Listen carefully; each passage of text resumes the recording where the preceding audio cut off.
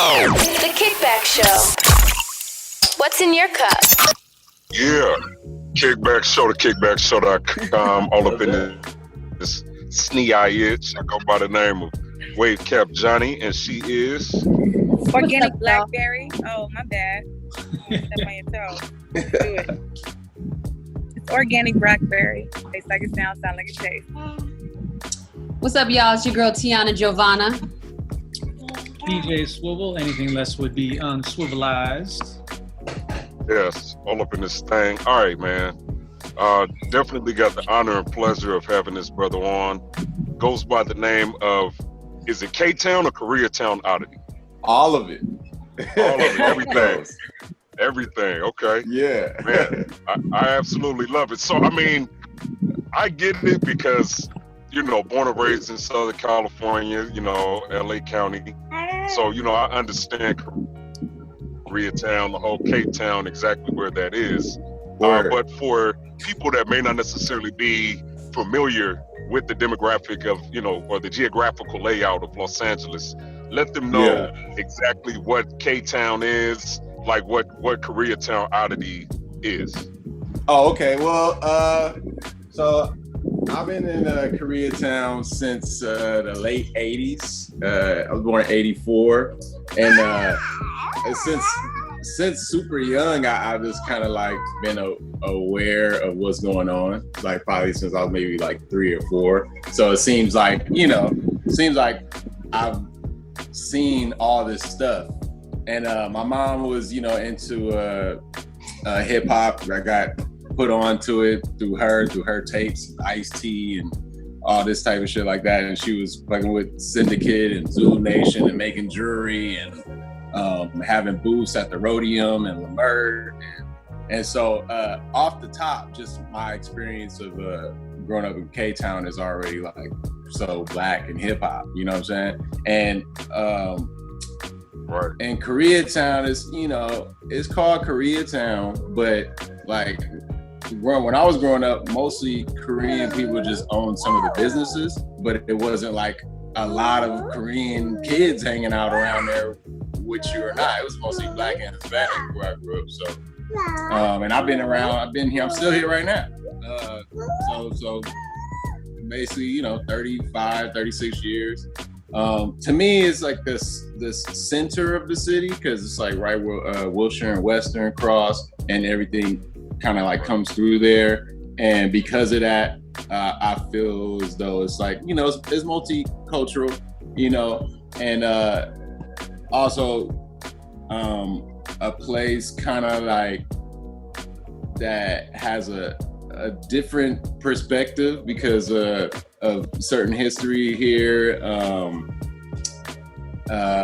Like there's like, you know, a hip hop history here, which is kind of like, it's weird because like they used to have a spot called the Red Onion, I think it was called, which was like a restaurant, a hip hop kind of restaurant spot where everybody was going in the early 90s. And I used to go eat dinner there as a kid. And, you know, so my experience just being in K-Town is just completely different than probably even a black kid that grew up in Koreatown, because of my hip hop kind of roots to it.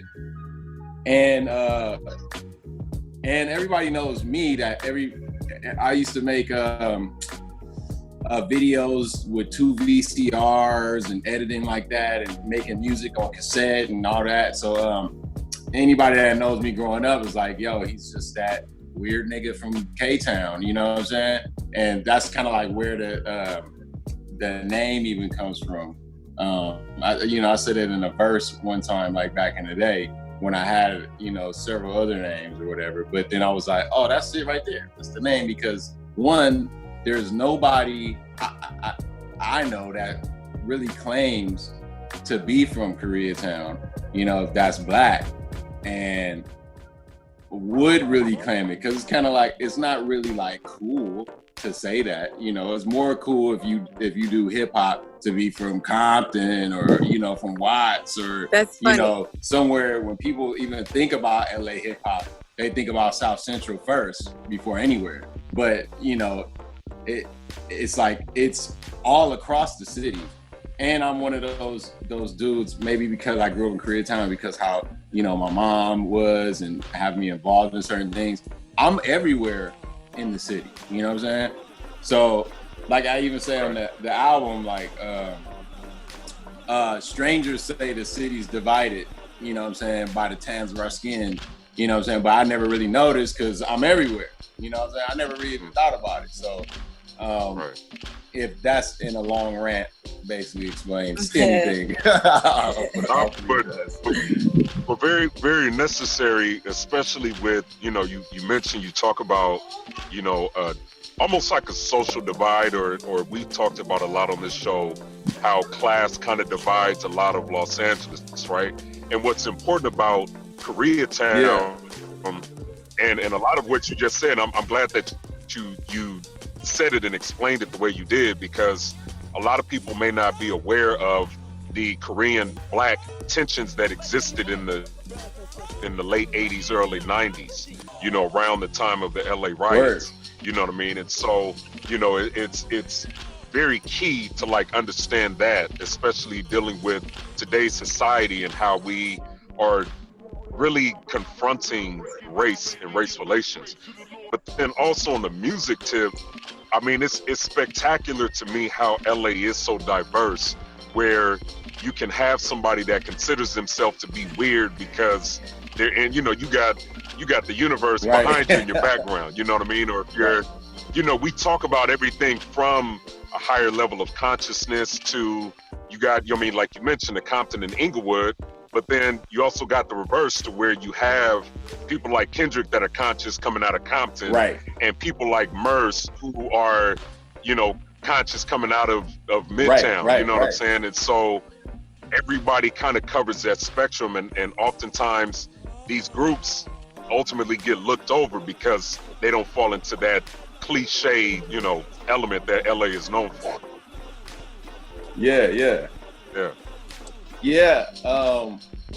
I think that's what's cool about this time is I think now with, you know, with social media and different people kind of pushing the music forward creatively, that, you know, somebody with, you know, kind of the style I present musically and lyrically can be more like, people can go, oh yeah, I fuck with that, you know, like, absolutely. And not feel like, you know, because I feel like, you know, like I grew up on also like Cool Keith, you know what I'm saying? And like, you know, he was kind of doing his own thing that nobody was doing, but it's like he get put in the category of like some weirdo rap or, you know, something like that, just because he ain't talking about the same things that everybody talks about. But there's kind of like more topics going on in the world than just one. And like the riots thing, that's kind of like a big part of my my DNA, kind of in a sense, because you know, my mom was out there looting, you know what I'm saying? Like, you know, she was the driver, you know, and this ain't no dry snitching or anything. She's cool with all that. And, you know, it's statute of limitations or whatever. And actually, she had her homie. And, you know, it's crazy. I'm sitting in the car watching this like a movie, you know, like I'm in the backseat, you know, she goes to downtown and it's everybody, the whole city's crazy right now.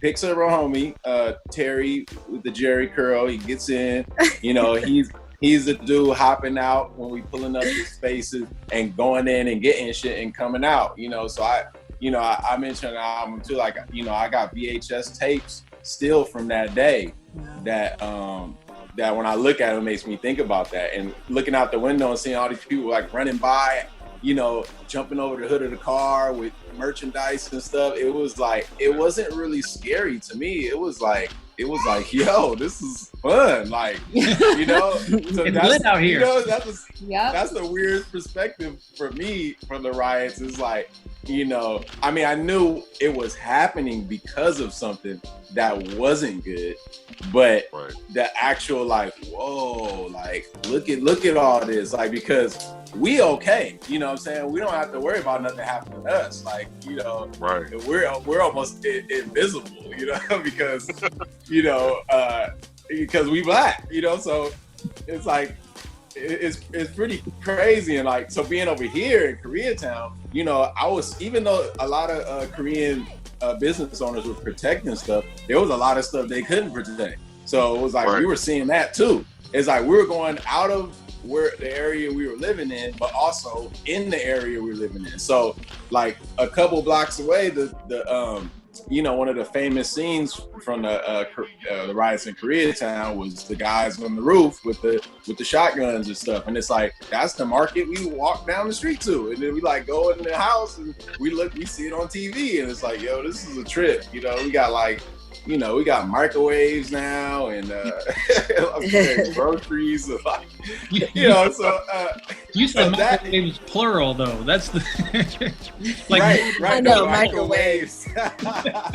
You know, so like my experience like living here is like cut from that, like from 84 to 94 is like that's the Koreatown for me, you know what I'm saying?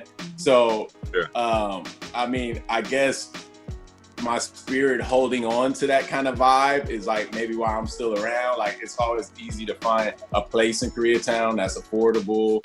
And so when we would move, my mom would just find another cool little spot over here. So I've been in several different places in Koreatown. And when I got my own spot, it was like, okay, it was easy to find some shit. So it's a really unique history, you know? And one of the biggest gangs in the world is over here, MS-13, you know? Yeah. And that's another thing people don't know about. It's like MS-13 is tagged everywhere over here. Right. They just tagged it in front of the building like 3 days ago. So,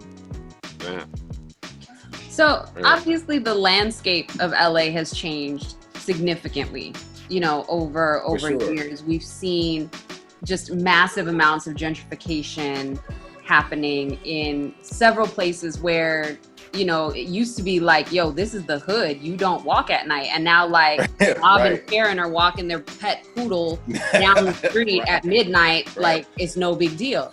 Have you seen that change affect your neighborhood? And if so, has it affected the way that you make your music? For sure, I definitely seen that over here, a lot over here, because, and you know, like when you're somewhere for a long time and you see like it go from being just regular to like super like hot and trendy, you know, you see, I'm always seeing buildings being torn down, and that's kind of like, it's weird because it affects me, is what I noticed, because, you know, you grow up with something and then it's not there and it's replaced by something else. You almost like, you know, hold something up to that. Like, you're like, oh man, they tear down in one spot and they build, because a lot of the architecture is, you know, from the 40s or the, you know, 60s or whatever. And it's like something like some kind of feeling comes off of these buildings, and then they tear it down. Like there's two places that I've been in since growing up that aren't there anymore, that I was living there and had to leave because they're gonna tear it down. They give you some money or whatever. And it's like, they build one of the places that's not far from where I'm at now, is just a parking lot. You know, I guess they're gonna turn it into a hotel, which was strange to me because it's right in the middle of the residential neighborhood. So I don't know how they thought that was gonna work, and it didn't work. So, you know, after like 15 years of it just being nothing, it's now just a parking lot. So when they have movies and stuff, they use the parking lot for that. And then there's another place I lived in that they turned into just some huge complex, and it's just, I don't know. It's like the way it affects the neighborhood is like a lot of the people who like grow up living in these places, and you know, they got their kids, family, whatever, and they can't afford to live in the new places that are built. You know what I'm saying? So like, who is this really benefiting? You know, somebody, you know, moving here from Oregon that got mad dough saved up, and they live in there now. But it's like, you lived here all this time. Like, sometimes I'll be thinking like, man, a certain amount of years living in a certain area, they should just like, you should just get free rent. You know what I'm saying? And like, you know, they should give you a discount on anything you buy in that neighborhood just because you've just been over there. You know, because it's like you'll pay rent. Yeah, you know, you pay rent for like years and years and years, and then like if you ever miss one, it's like you haven't been here this whole time. It's I like, know they have that. Sorry. What? Go ahead. No, I know they have that stipulation in San Francisco because my grandmother's building that she lives in. They recently remodeled it and everything, but she's been there for like 50 years. So there's like some sort of thing that's in there where they can't raise her rent and they can't kick her out. Like they can't kick her out or raise her rent. Like none of it. Like you can't even kick her out. Like she's able to die with that price. And whoever succeeds that, you know, after her has the same right. Oh, so when she has to give it up, the next person that stays in there, it will be rent control too? Well, if it were to be taken over by someone else, it would still be that, as long as it's all a part of the family. Like, but if she were to move out, it's free game for that apartment if she moved out. But because she's been there that long, I guess there's some law out there that it's all good forever. But like if her daughter moved in with her and she passed away, and her daughter gets to keep that same rent control, and so on and so forth. If they ever vacate, done. And there are some places like New York is good about that. San Francisco has rent control. We don't have any rent control in LA, which is ridiculous because, you know, I've lived a couple different places where there have been people who lived in that complex for like since the beginning of the complex for like 30, 40 years. But then eventually, you know, those people, their income goes down because they end up ultimately getting on Social Security. You can't work anymore. And then they end up getting displaced and kicked out because, you know, those places keep raising the rent. There's a couple places in LA that does have rent control. It's just it's just not common. Yeah, there's some. In the city of Los Angeles. Yeah. It's crazy because like they'll just override some of them. Like, cause I have a homie who had a spot. He's over in Silver Lake. He's like grew up in this spot. He was born in the bathtub and the whole nine. And like, you know, and so they're like, somebody's taking over the building. They're doing something to it, but he has to get out. Like his mom lived there. She gave the spot to him. He's been living there for like 4 or 5 years, and I don't know how the laws go, but you know, the rent was the same for a while, and then like, but now they're taking over and he has to leave. So it's kind of crazy to me. Like, I mean, I guess, you know, shit, niggas don't own the property, so I mean, what can you do? But, I remember a few years ago, like, I think it might have been like right as Obama was about to finish his last term, where there was like news reports coming out where like laws were being passed and you wouldn't know about it unless you were like, you know, page 27 of the LA Times, and it's like hidden in the bottom corner, and it's like this law was passed, and because of that, like rent control is now out the window or whatever the case, and like, you know, so like unless you were really paying attention, like nobody would know when certain things when laws were passed to like, you know, take outdated stuff and put in, you know, new capitalistic whatever. Right. That's how they get people sometimes, is they just, you know, fly it under the radar, and then all of a sudden. Nah, that's how they do it. That's the sneak move right there. Yeah. And it's crazy how much of it is embedded in everything that we consume, especially within like voting.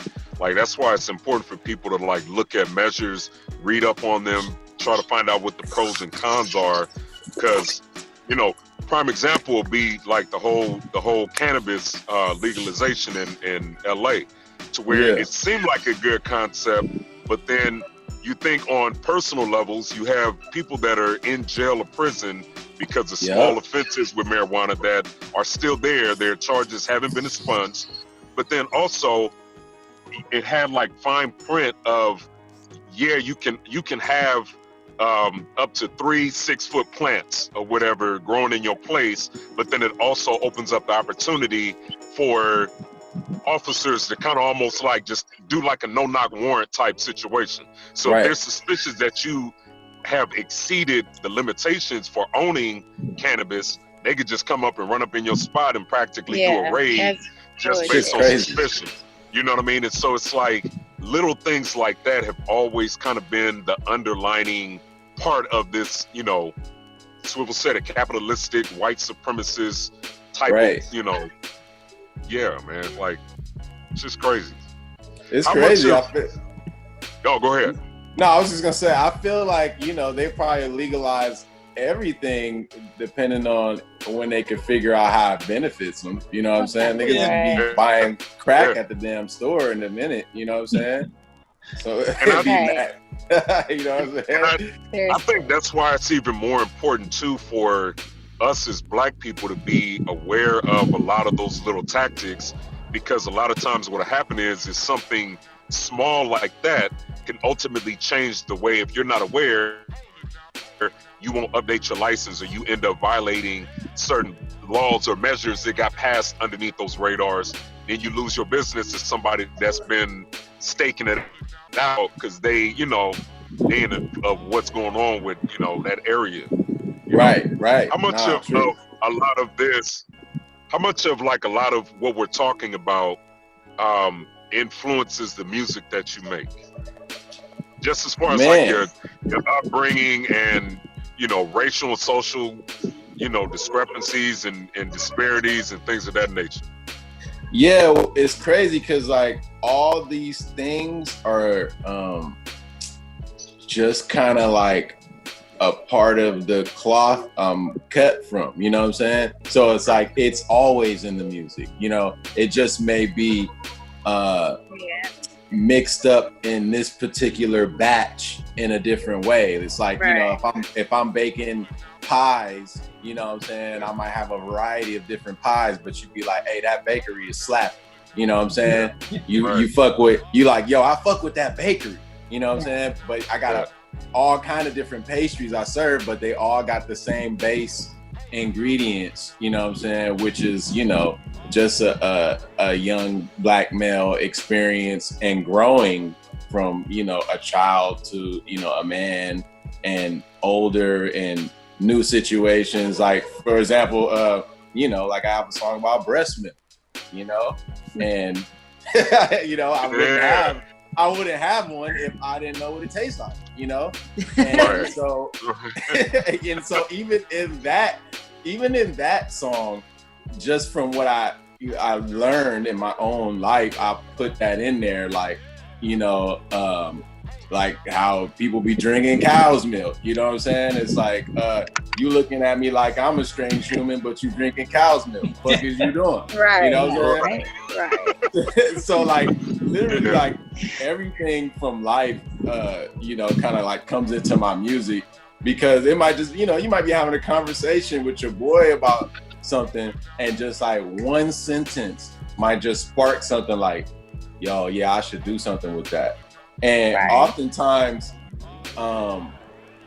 you know, I might be the voice for those people that just have a slightly kind of like off version of the same topics and be able to deliver it in kind of a different way. Because also, you know, I came up with comedy as well. So being able to merge those two together to present ideas to people is, I feel like, something I have to utilize, you know, because, you know, sometimes, you know, some niggas is just say shit in a certain way you can't really even understand, you know. So I have to, okay, how do I understand it? Whatever's going on in the world, let me filter it through me, my mind, and deliver it where certain people that I know will be able to kind of like understand that. You know, it could just be as simple as me saying like, yo, I seen LeVar Ball drinking milk straight out of the carton.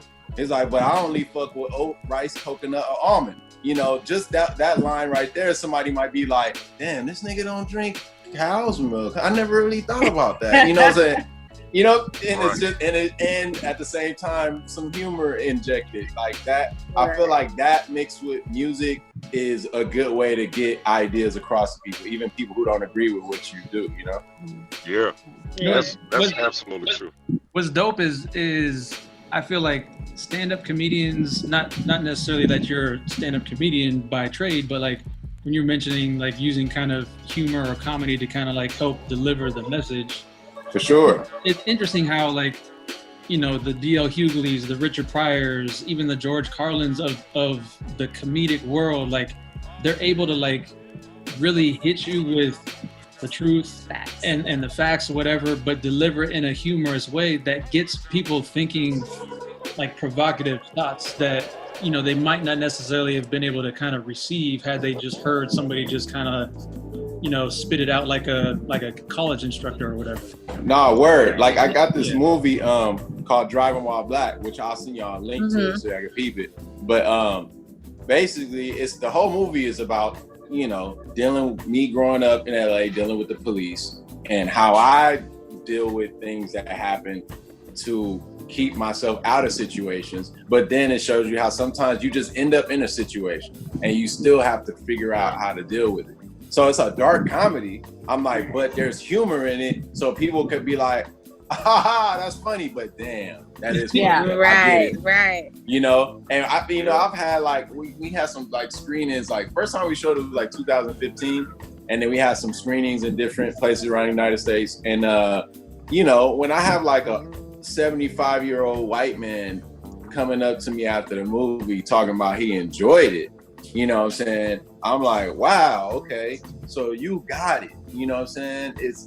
And sometimes that's just the way it needs to be presented. That's the kind of like, that's the best thing like an artist can do. You know, sometimes, you know, they try to get a little too serious and act like they know what they're talking about.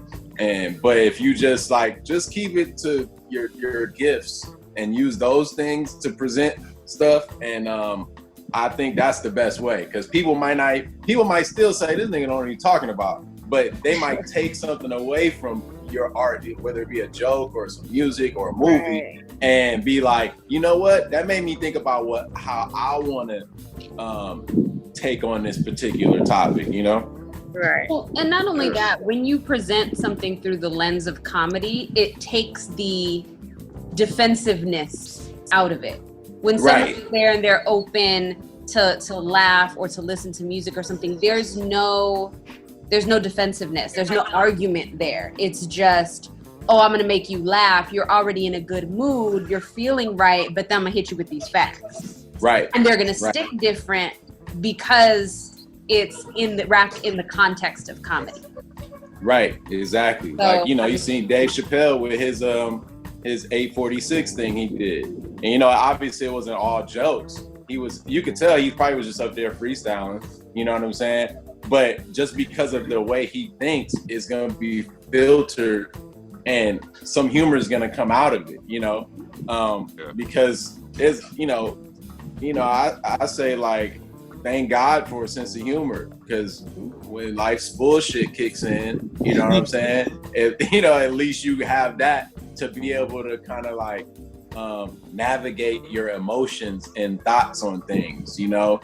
So, definitely like the artists pretty much using their gifts to like just tell you what they're thinking about. You know, I often think like people that even disagree, there's, you know, obviously there's a lot of Black people who are on the, you know, the other side of things too, the more like, you know, the right wing or whatever they call it, you know. And I think we should be open to listening to what they talking about too. We don't gotta agree, but when people are just like listening to each other talking, you could take away the gems you want to take away, you know, to utilize that to, you know, push things forward for everybody, you know?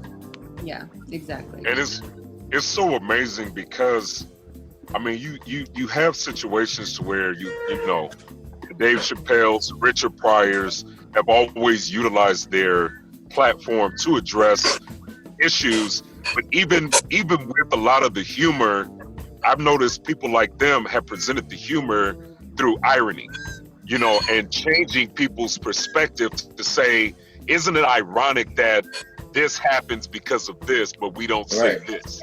You right, know? right. And then that's kind of the aha moment, like, man, I mean, clearly delivery kind of impacts the way that we laugh and interact with it. But what's beautiful about these mediums is that it can meet people in an infinite space.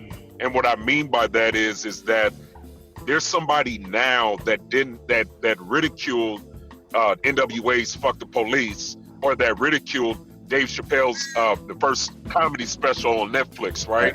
But now that we're living in these times, they go back and listen to it with the new ear. With that's how it should be happening.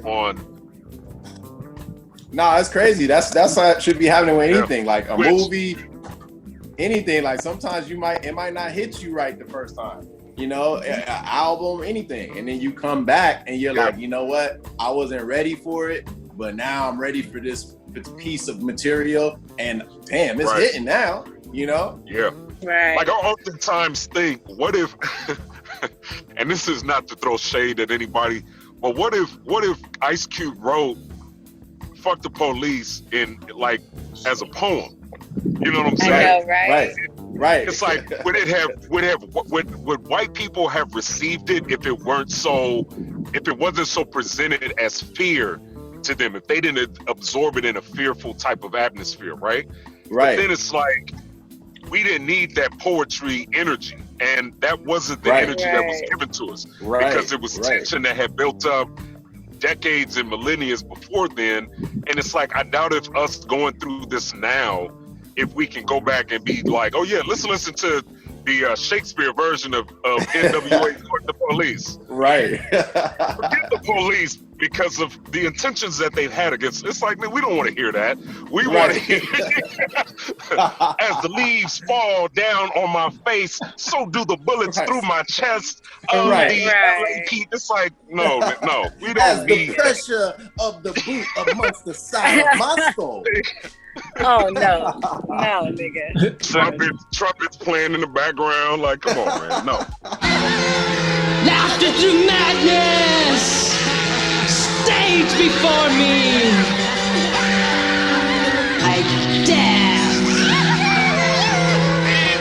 Laughter to madness, stage before me.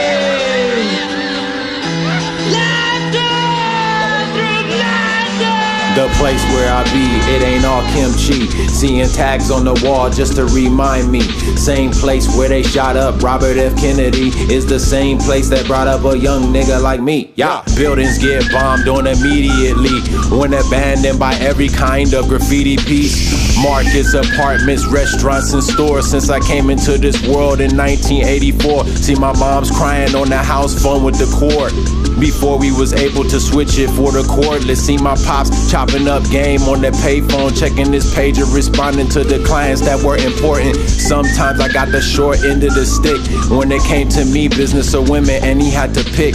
I wouldn't change a bit, it helped me grow thick skin. Didn't see him all the time, but yo, when I did, constantly dropping gems, never talked to me like a kid, even though they never lived under the same roof. Separately, what my parents both taught me was truth. Discomfort as a youth is something that I got used to, doing death-defying acts in my early pursuits. Cause the place where I be wasn't all kimchi. Seeing tags on the wall just to remind me. Same place where they shot up Robert F. Kennedy is the same place that brought up a young nigga like me. Yeah, mom said you can't wear any yo thing. An education on colors, if you know what I mean.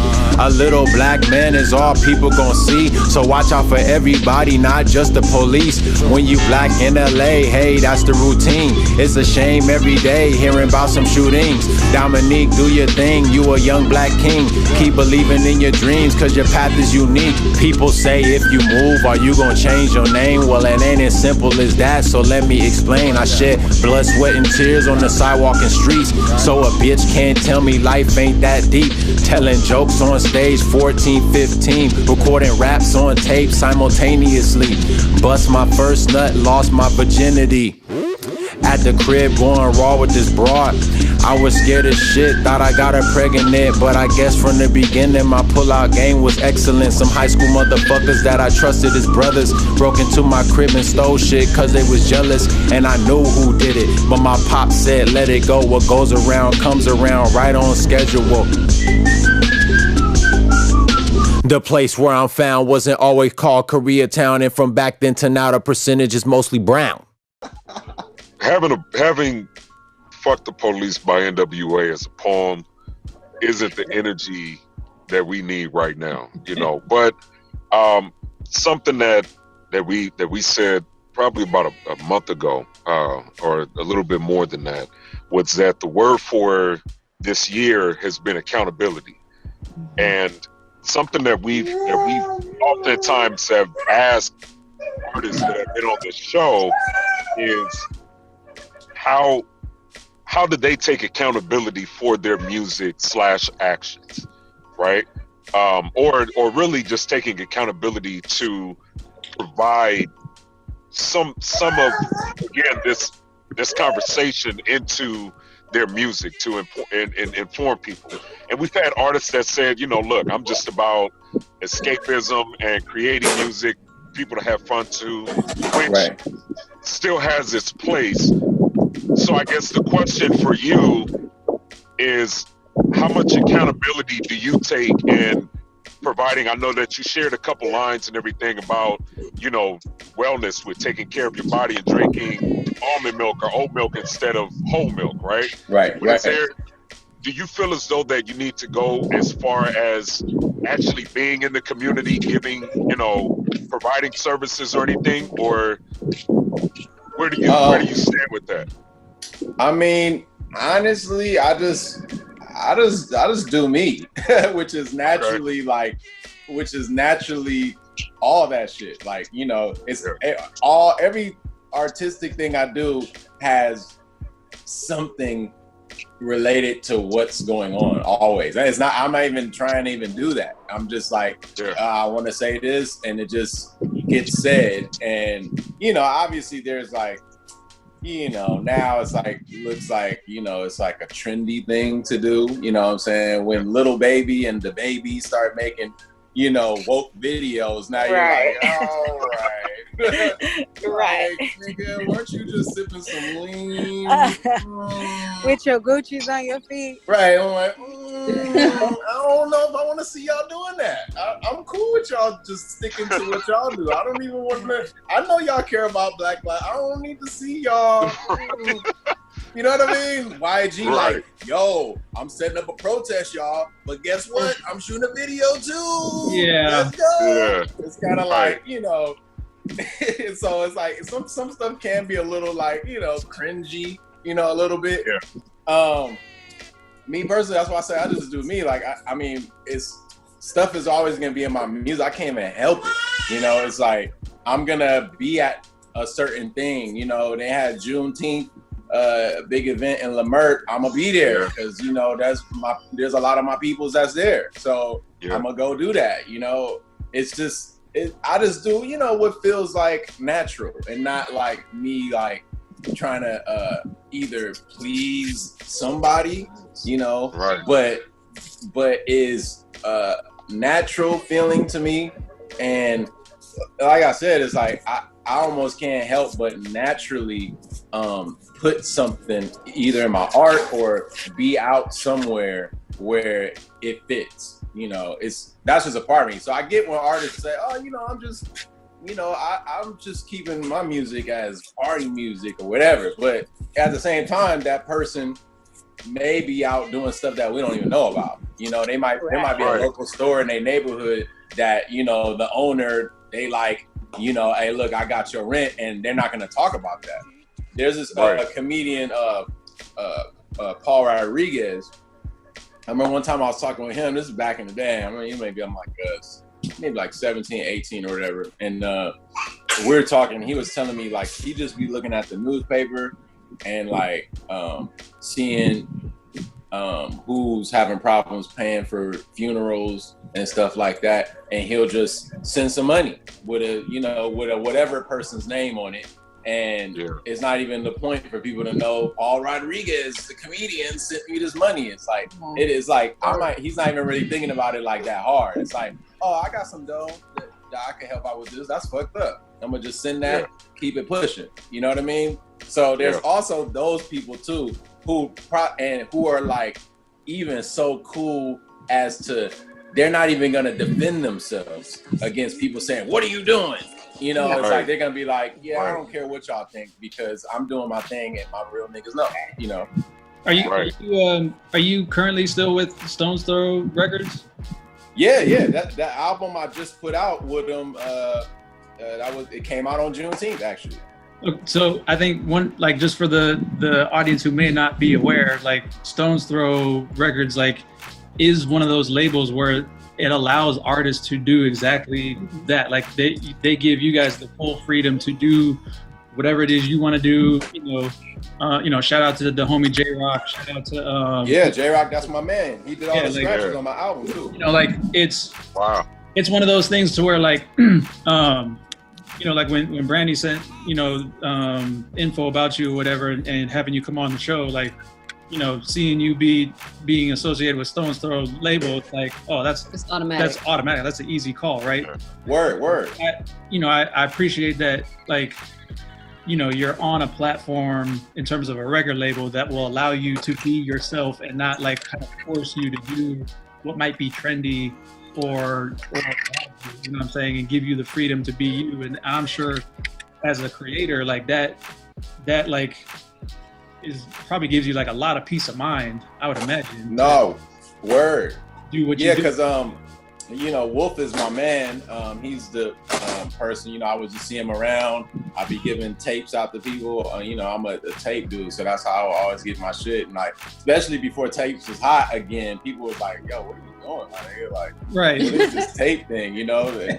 And so like, you know, like they don't tell me what to do with my music at all. You know, I go to the studio, like a lot of times, like, you know, like this particular album, when it came out, I don't even think they knew this shit was gonna hit like that. You know what I'm saying? Like, so it's like they didn't. There was people in the office that like, oh shit, I had to go back and listen to this because some people didn't even catch some certain things. So that's definitely dope. The creative process. I don't think I would fuck with them if they wanted to tell me what type of music to do. You know, if anything, I'm trying to open them up to some more stuff that they may not be doing.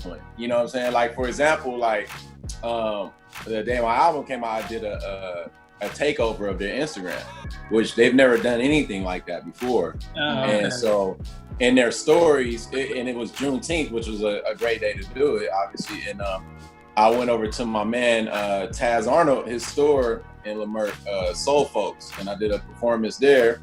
And then I just like, you know, walked around the whole shit and basically spent my whole day, and I did stories about it. So I mean, like, that's probably the blackest shit they've had on their platform in a minute. Other than like promoting, you know, saying donuts and Mad Villain a billion times. You know what I'm saying? Right. So I'm trying to do stuff like that. I'm always trying to, like, you know, if I get another platform where I go a little bit higher up and have more eyes and more ears, I want to do something that's like, oh, okay, you're not just wasting time and space. You know what I'm saying? I want it to be something that's like, people gonna feel this and it's gonna present things to a new audience on both sides, you know, and that's pretty much what I'm about. So it's definitely a blessing that, you know, that they just put the shit out. They're like, all right, cool. I told them when it was done, you know, they okay, cool. I showed them the cover. They didn't say shit about my album cover. Everything, they just was like, all right, let's go, you know? So that's a huge benefit as an artist.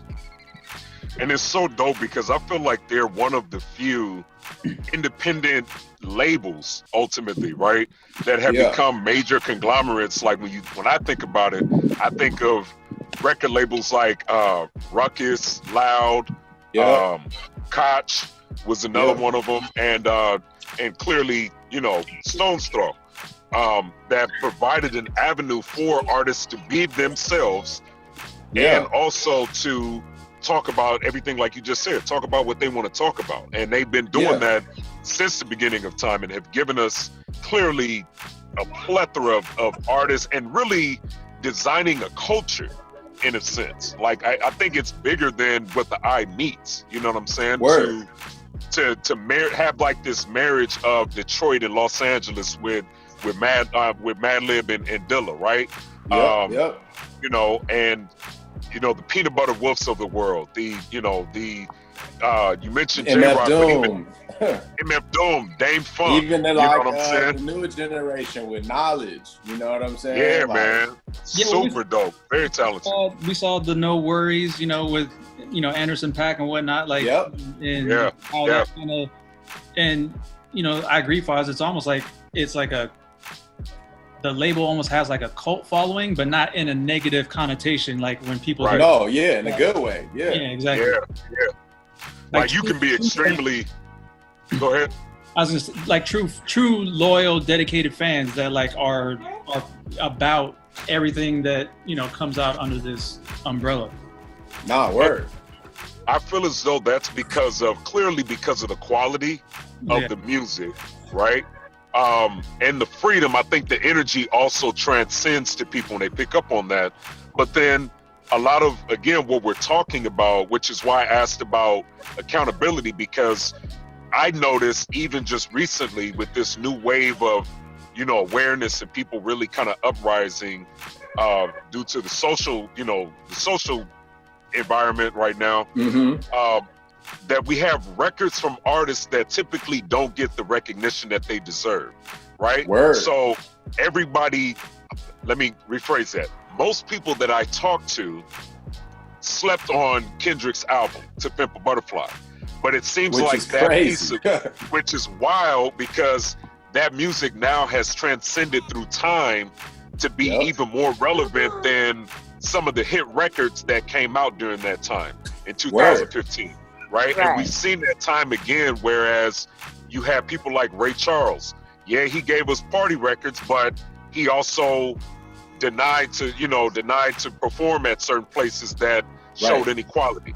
James Brown, same thing. And these are artists, again, that we love them for their party music and making us feel good, pun intended. But then what they did for their communities and for the culture, and so kind of going back to Stone's Throw, I've respected them so much. And I think that cult following comes from the fact that people understand that they're being that they're being fed even beyond just music and entertainment.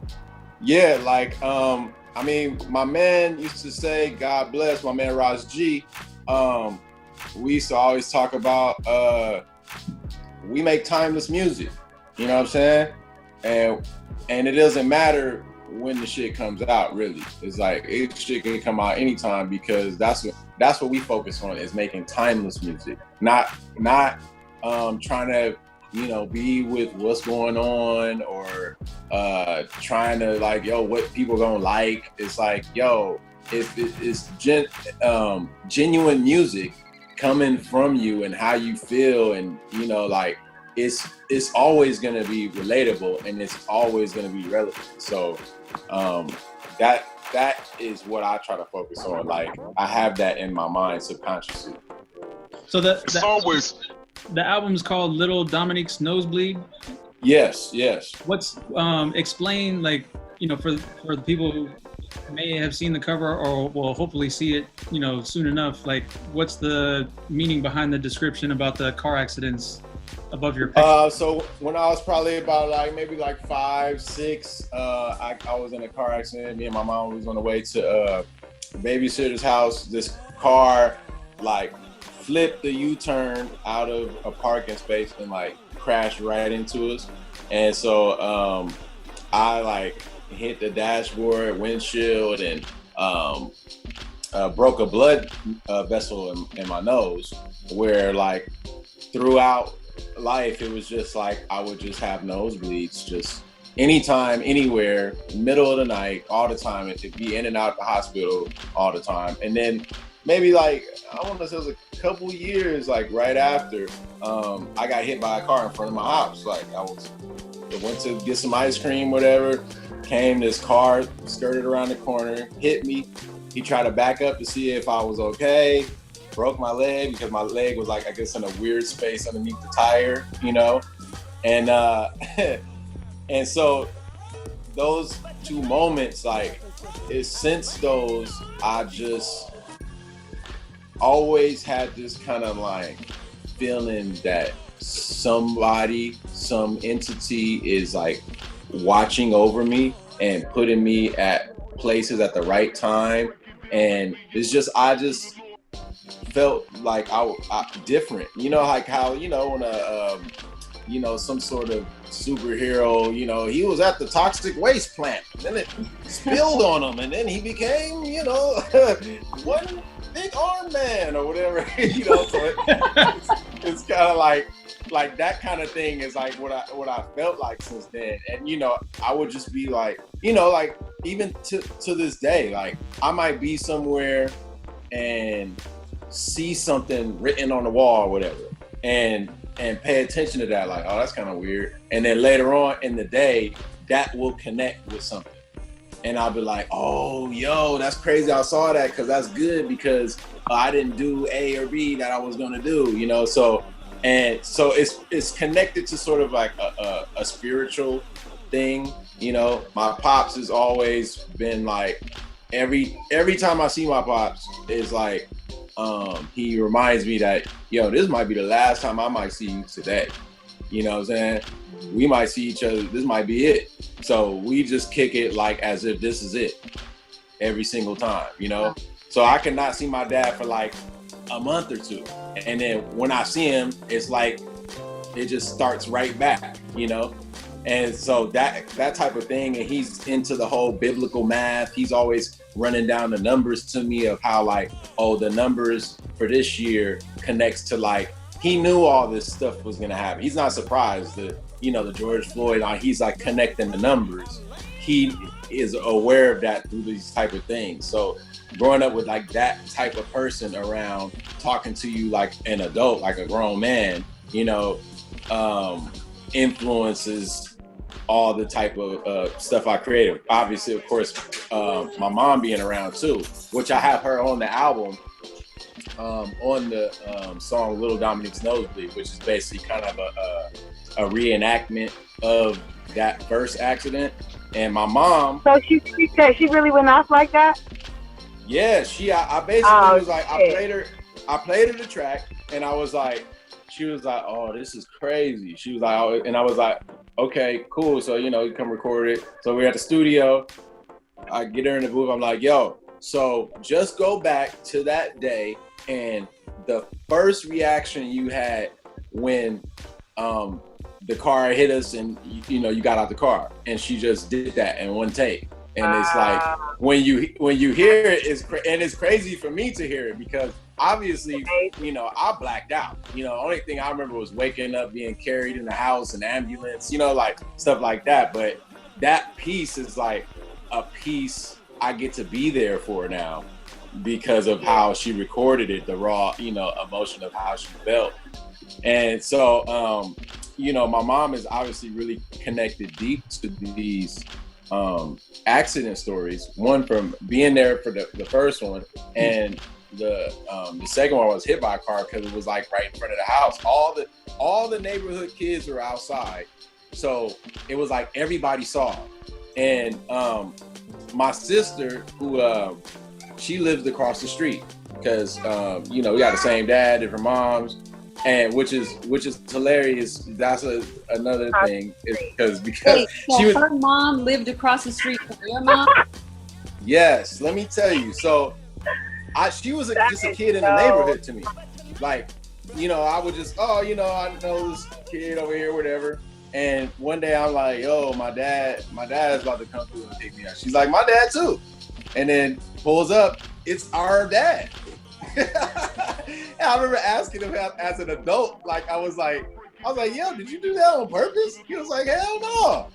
He was like, but hey, it worked out. And you know, after that, you know, it's okay, like, wait. So was her mom living across the street before she was your sister? As in, like, was he like walking across the street dipping? Nah, I don't think. Well, she was born before me. She's 2 years old. But still, was he walking across No, the I mean, direction dipping? I don't know. I don't know how long like they lived across the street. I just know that was the. That's that was hilarious. I know the whole story. I heard that on the.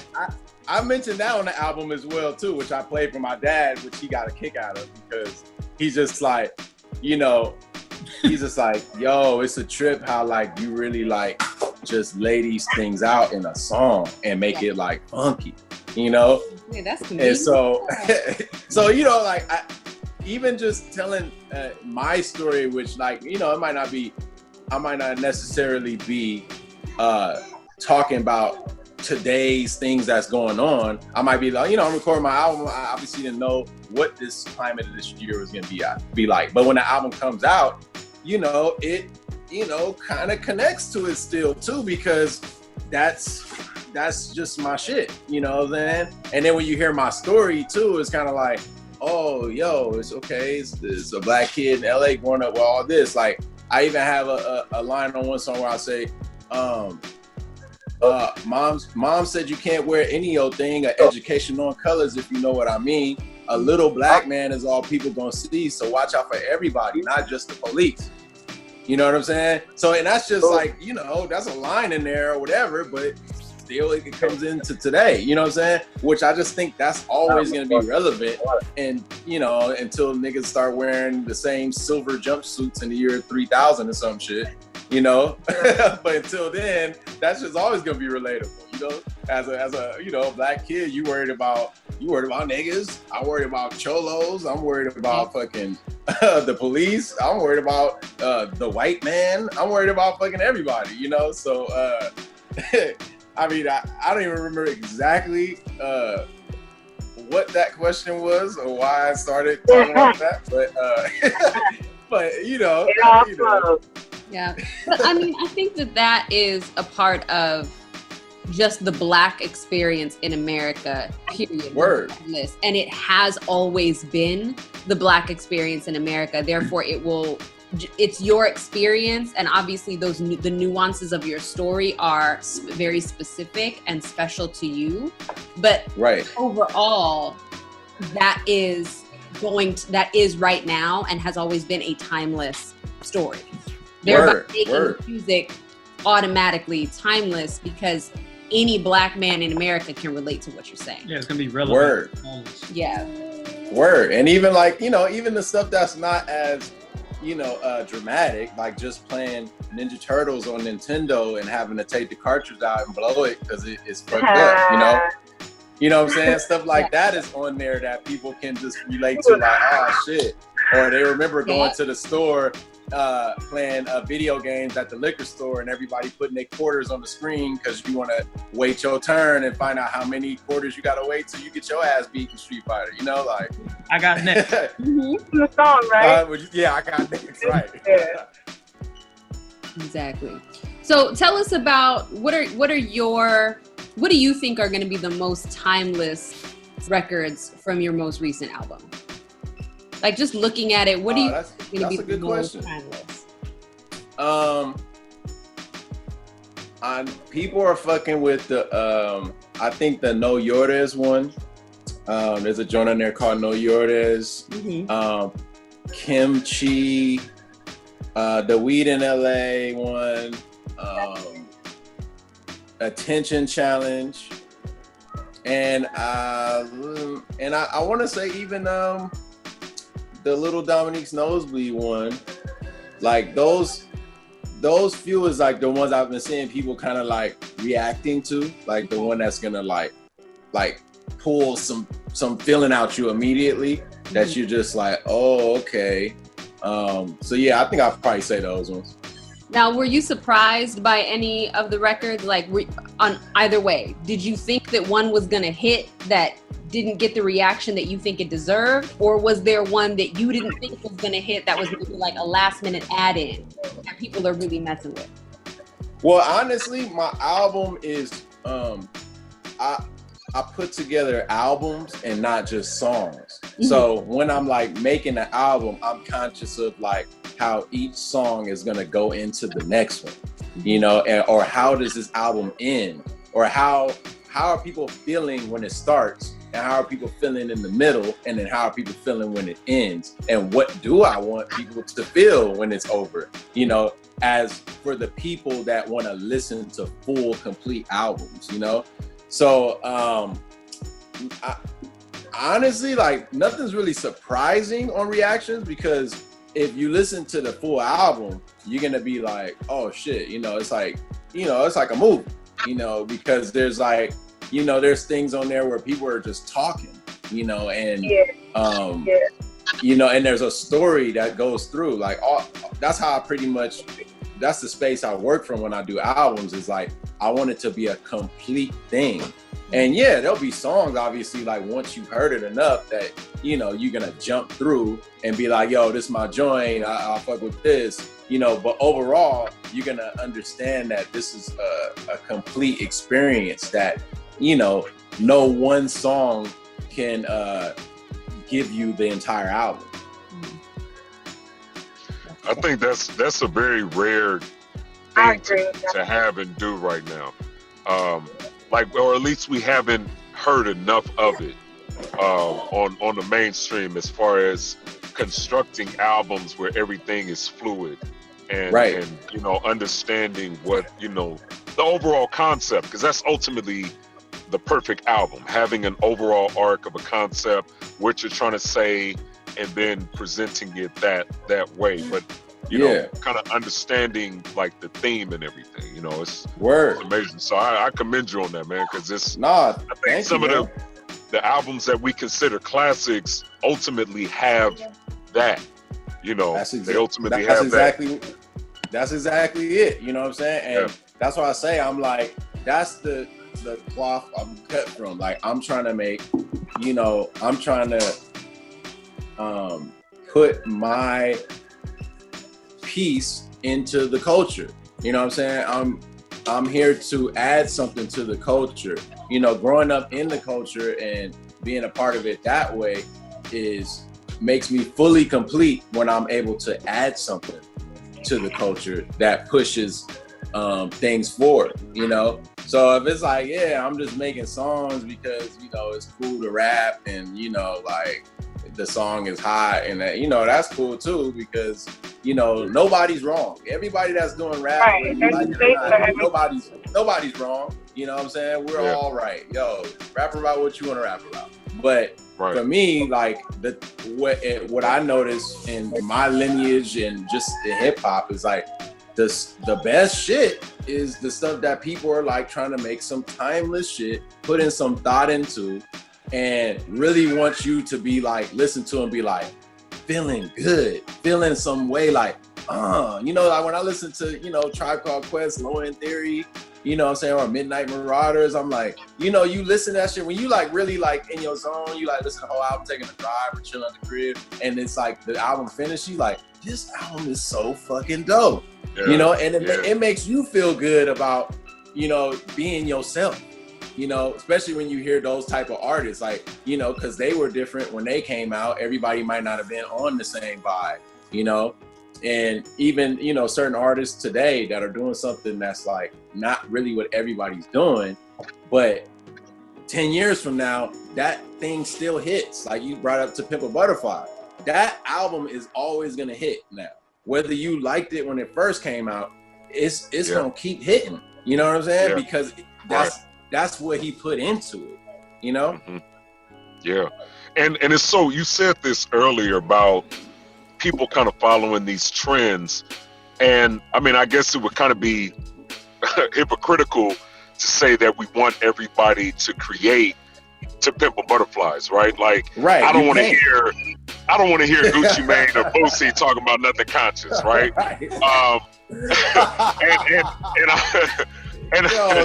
Yo, Bootsy doing To Pimp a Butterfly is like, first of all, the name would be hilarious. To Pimp an Onion Ring or some just like some really niggerish ass shit. It would be hilarious. And I'm not saying that to throw shade. I'm saying I appreciate Boosie and Gucci for what they contribute, because they also, they talk to their demographic and their market on their terms. You know what I mean? And you mentioned it, not to say that they don't do anything for the culture, that they haven't contributed or taken accountability for their art form. But again, it's, you know, it goes back to the whole NWA doing poetry shit. But I find it ironic how everybody, again, most artists jump on trends when I remember coming up, it was trendy to be an individual artist.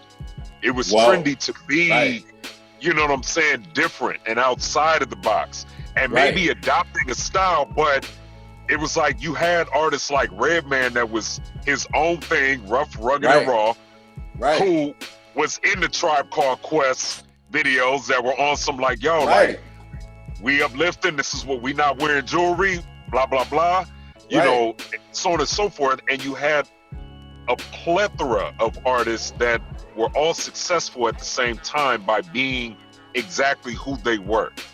And I really wish that became a trend or a thing again, to where we started to glorify artists not sounding like the last record we fell in love with. Right. See, that's the crazy thing with the culture, man. It's like I love the culture, whatever it's gonna be. You know what I'm saying? Yeah. Like the bad, the ratchet, the terrible, the great, the prolific, the nutty, the funny, all of it. You know, I'm gonna go on Twitter and I'm gonna go on YouTube and be like, this nigga Gucci Man said what now? You know what I'm saying? Or, you know, I'm gonna go watch Kanye in the interview yelling at somebody. You know, I'm gonna go, I love it all. You know what I'm saying? Like, all of it is necessary because all of that is our voices in this world. It might not be one individual's particular voice, but for, you know, every, you know, artist that's like Lil Uzi Vert, there's a bunch of niggas that really connect to what he's saying and what he's doing. And even if you don't like his music, that nigga's a part of the culture and you can't do nothing about it. Like, people be like, nah, this ain't, you know, people want the culture to be something that they view it as from their time, but like, it's a ever shifting and changing thing. It's like a fucking ocean wave.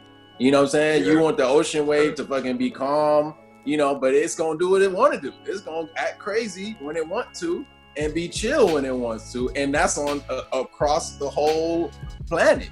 So you know, loving the culture is like it's just all of it. You know what I'm saying? It's like a human. You know, we got emotions. We cool sometimes we hot-headed, sometimes we just lazy. You know, it's like I think that's the beautiful thing about hip-hop, is that it's the best culture for sure, like not even debatable, and influences the most people and connects the most people at the same time, because there's so many elements to it, you know, and I just enjoy that. I get a kick out of that shit.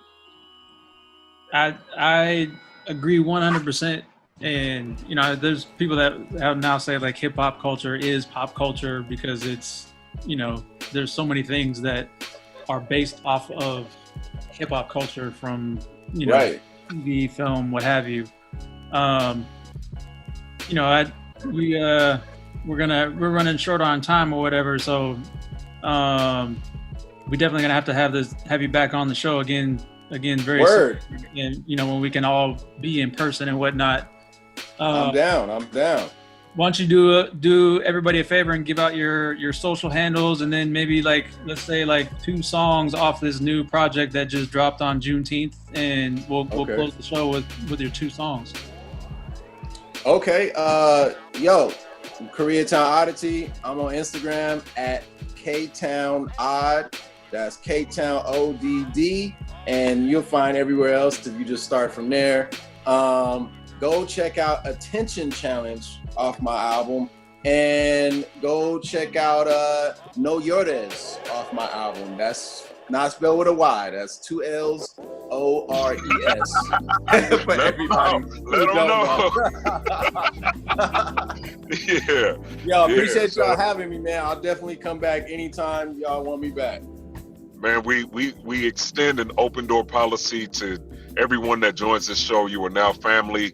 So Word. any and every time, brother, you have our love and our support. Thank you for being here. Thank you for your contributions, brother, and we look forward to having you again, man. And as usual, y'all, at the Kickback Show on everything, thekickbackshow.com. I'm Wavecap Johnny on Instagram, and she is Organic blackberry, tastes like it sound like it tastes. And she is, she stepped away. Yeah, Tiana Giovanna on Instagram. I go by Swivel on Instagram, SWIVLL. Word, no doubt. Thank you, Brandy, for hooking it up too. Peace. Yeah. there it is.